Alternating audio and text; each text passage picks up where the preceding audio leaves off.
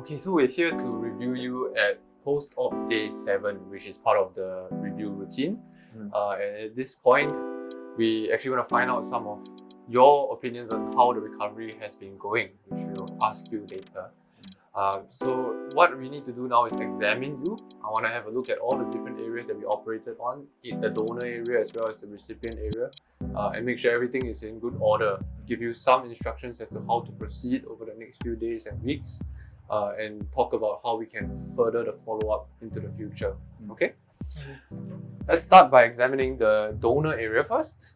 I'll get you to bend your neck down. So an FUE hair transplant requires us to shave a large area, and what I'm looking for here is that the scars from the FUE are not too obvious. At this point, your hair has grown out a little bit, so it's covering up any kind of puncture scars that you see, but you do heal really well, and I don't see too many hypopigmented or lighter lesions that could indicate that a punch of the hair follicle was taken from there. That's great. The other thing I'm looking out for is whether or not there are features or stigmata of folliculitis, which can happen at the 1 week mark post hair transplant. What happens in such a scenario is we tend to get our patients to shampoo a little bit more into the donor to clear out the dead skin and the excessive oil, because folliculitis actually appears as little pimples or zits all across the donor area and can be quite unsightly while your hair is taking time to grow out. The fortunate thing here is we don't see any on you, so good job with the hygiene so far.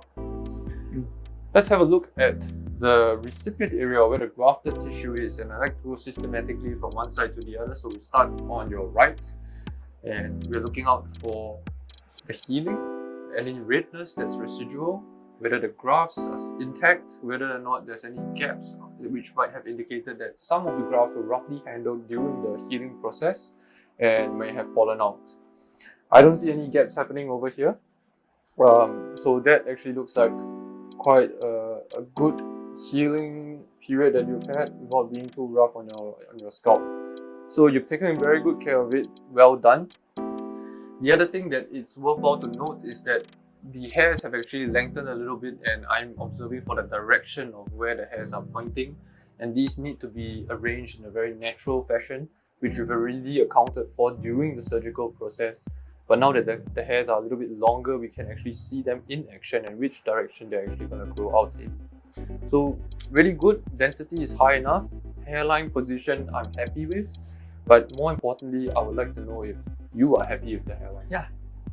That's good, that's great to hear. I think it frames your face really well as a young man, and once the hairs start growing after they've gone through a few rounds of cycling, shedding, I think this is a result that you can be very proud of. Okay? Yeah. Our next set of reviews will be at the 1 month mark. Okay, so that's when we will bring you back into clinic to take some photos.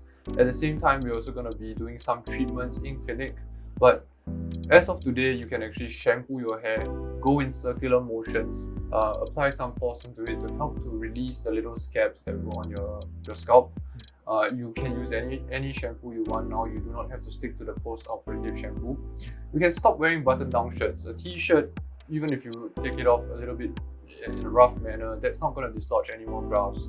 You can wear a cap if you like to, and you can resume most of your squatting activities except those that can potentially cause trauma to the grafts, such as boxing or Muay Thai. The one thing that I want you to avoid for a bit longer is chlorinated environments, such as swimming pools, saunas, steam rooms, etc., because chlorine has the potential to damage grafted hairs. Okay? Have you got any questions for me? Nope. Then we'll see you at the 1 month mark. Okay, see you. Take good care. Hey, bye-bye.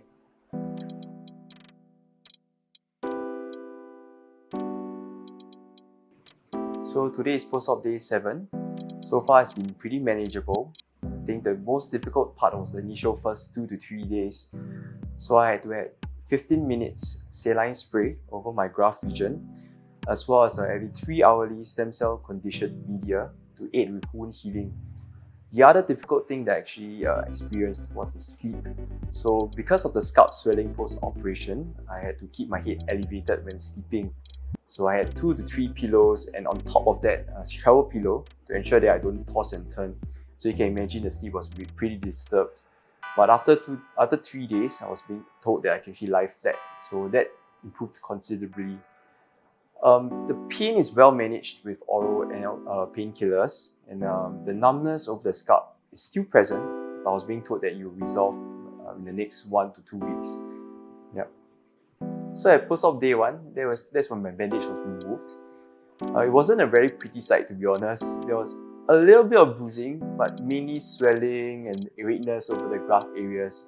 There's one small tiny bit of oozing, but that was settled after a few hours. Moving on from post-op day 2 to day 3, I could see the bruising settling, as well as the swelling came down significantly. I also realized that there was quite a bit of scabbing over the back area, which is actually expected. On post-op day 4, day 5, I noticed that my hair actually started growing a little longer, especially even the graft area actually grew a bit. Actually kind of helped cover the donor scars. So at post-op day 7, I spot the same hairstyle, just with a different hairline. Yeah, so it's me with the new bald look, you can say. So yeah, to be honest, there's really not much change to my lifestyle. I walk out with confidence, sporting this new hairline, and I look forward to going back to work with the exact same hairstyle. Yeah.